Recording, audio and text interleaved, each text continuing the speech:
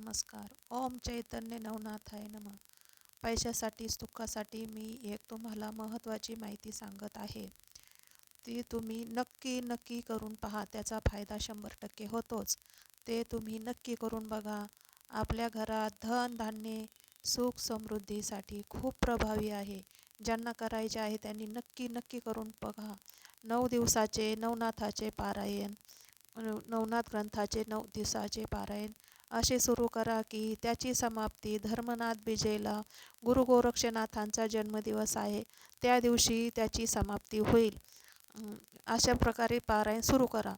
आता येत्या जानेवारीमध्ये 20/1/2026ला वार मंगळवार, त्या दिवशी धर्मनाथ बीज आहे.